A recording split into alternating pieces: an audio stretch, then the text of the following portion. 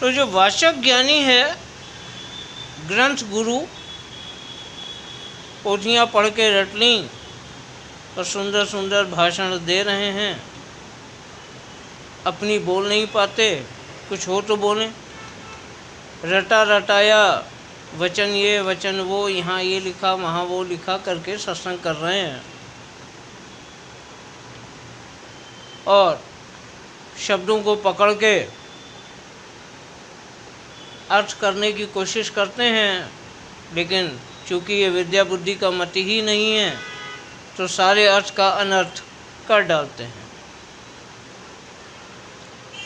तो बहुत से मान प्रतिष्ठा वाले और विद्या बुद्धि के अहंकारी लोग जो सत्संग में आ जाते हैं, वे आ तो जाते हैं पर उन्हें सत्संग में कोई रस नहीं आ पाता,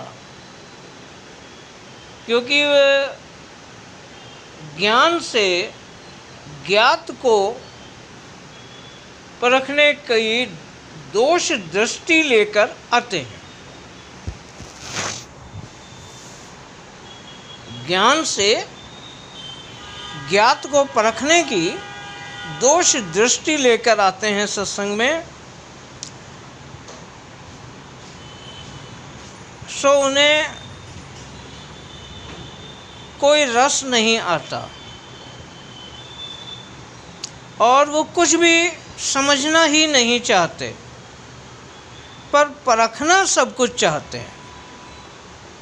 हर चीज़ परखते हैं, कैसे उठे, कैसे बैठे, कैसे देखा, कैसे चले, क्या खाया, क्या पिया, सब परखेंगे। क्या पहना,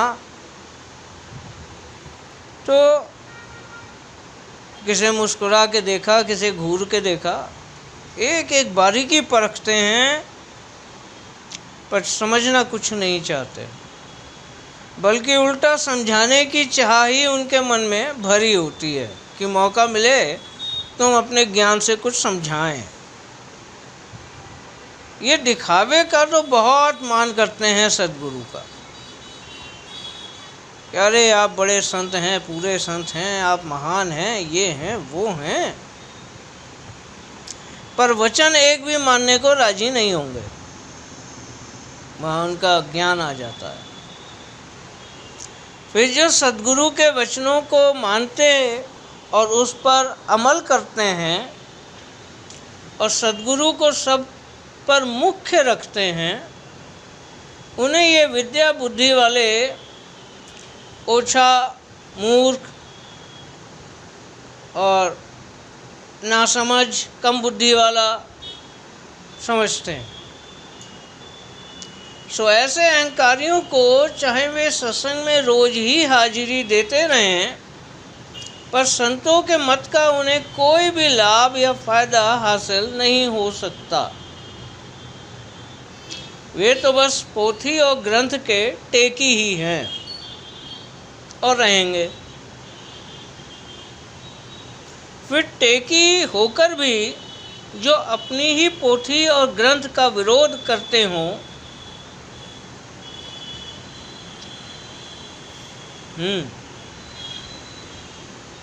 ये समझने वालों के लिए ही बोला है और समझ में आए तो समझ लें कि जो टेकी होकर भी टेक पकड़ी हुई है पिछली, और टेकी होकर भी जो अपनी ही पोथी और ग्रंथ का विरोध करते हैं, यानी पोथी और ग्रंथ में जो बार बार फरमाया गया है कि अपने वक्त के सद्गुरु की खोज करो, एक उनकी ही सेवा से सत्य मार्ग मिलेगा और काज पूरा हो बनेगा। सो यह वचन तो उनसे कभी माना ही नहीं जाता। फिर भी ये लोग खुद को सच्चा सत्संगी बताते हैं और प्रेमी भक्त न जाने क्या क्या बताने में कभी पीछे नहीं रहते, पर करनी वचन के बर खिलाफ करते हैं। जो इस वचन का विरोध कर रहे हैं कि अपने वक्त के सद्गुरु की खोज करो, बल्कि पिछलों की टेक में बंधवा रहे हैं। वो इस वचन का विरोध कर रहे हैं जो मालिक ने फरमाया कि अपने वक्त के सद्गुरु की खोज करो, एक उनकी ही सेवा से सत्य मार्ग मिलेगा और काज पूरा बनेगा।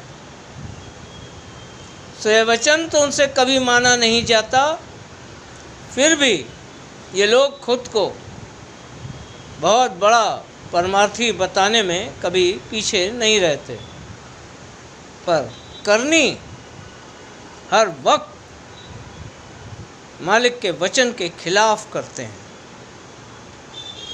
इन्होंने तो चाल ही उल्टी पकड़ ली है।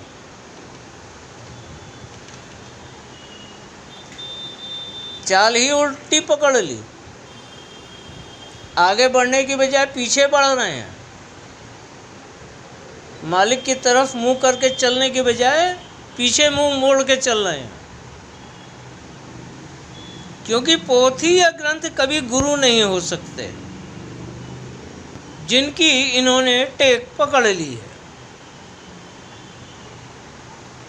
स्वामी जी महाराज ने फरमाया है कि गुरु को, ग्रंथ को ही अगर गुरु मान लिया तो कम से कम उसे खोलकर एक बार पढ़ो तो कि उसमें लिखा क्या है।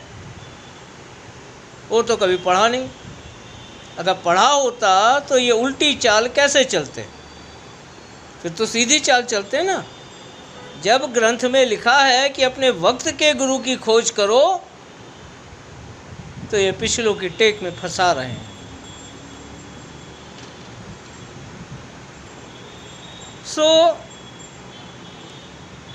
पोथी या ग्रंथ कभी गुरु नहीं हो सकते जिनकी इन्होंने टेक पकड़ ली है और अपनी ही विद्या बुद्धि से नित्य नए अर्थ अनर्थ करते रहते हैं,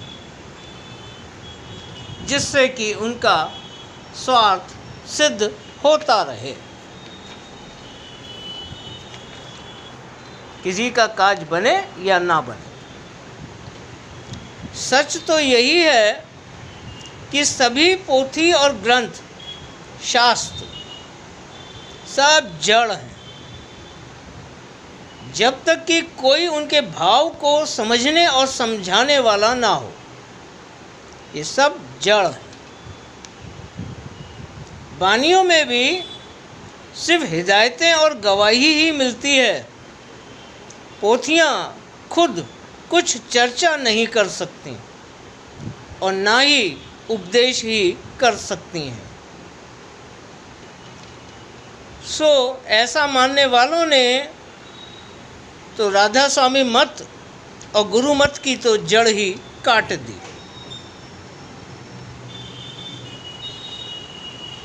यह काम तो सद्गुरु वक्त का है और वे ही कर सकते हैं। संतों की वाणी में यह भेद है, वह भेद है जो वेद के कर्ता ब्रह्मा को भी पता न चला। वह भेद संतों की वाणी में खोला गया। सिवाय वक्त के सद्गुरु पूरे के कोई भी इस भेद को नहीं बता सकता, ना ही इस भेद का ज्ञाता है।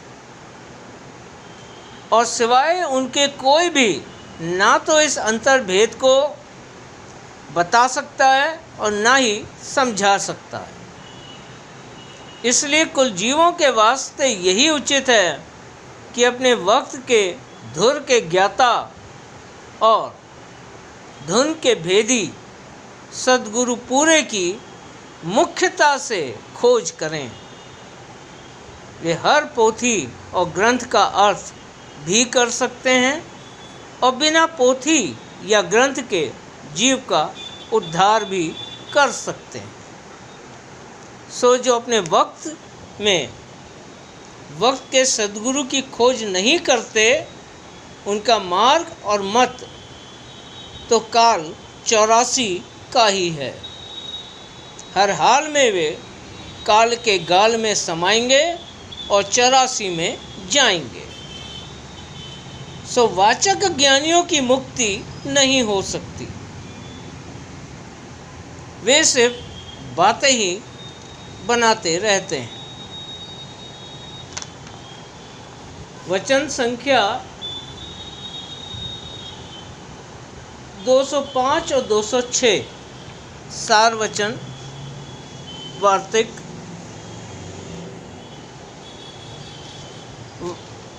वचन कुल मालिक राधा स्वामी दयाल हुजूर स्वामी जी महाराज।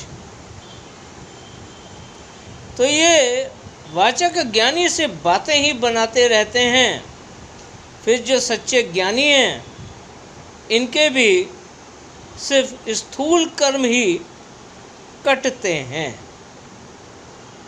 जो सच्चे ज्ञानी हैं उनके भी सिर्फ स्थूल कर्म ही कटते हैं, पर सूक्ष्म कर्म कायम रहते हैं। सूक्ष्म कर्म बिना साध गति प्राप्त किए नहीं छूट सकते।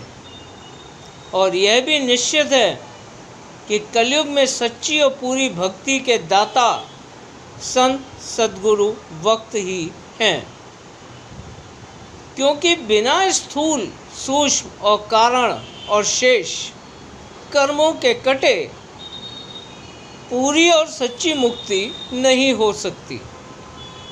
और कर्मों को काटने की युक्ति ज्ञानियों के पास नहीं है। ज्ञानी जीव को निष्काम कर्म का मार्ग तो बता सकते हैं, पर निष्कर्म नहीं कर सकते। यह करनी तो सद्गुरु वक्त आप ही करवाते हैं और हर शरणागत से करवाएंगे। पर इसके लिए धैर्य आवश्यक है। गुरुमुख उसका नाम है जो सद्गुरु को मालिक कुल समझे और उनकी किसी भी बात पर तर्क ना करे और ना ही अभाव लाए। फिर जीवन में चाहे जो भी अभाव कष्ट और दुख क्यों ना आ जाए,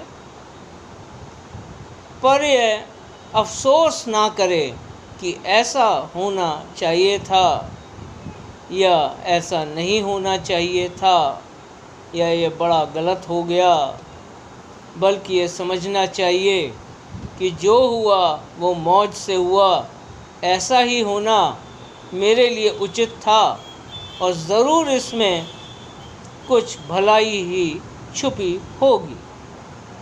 पर यह सोच भी किसी पूरे गुरमुख की ही हो सकती है। साधारण जीव में धैर्य की इतनी सामर्थ्य नहीं हो सकती। और गुरमुखता वक्त के सद्गुरु के सहाय हुए बिना प्राप्त नहीं हो सकती। सो सद्गुरु स्वामी सदा सहाय। राधा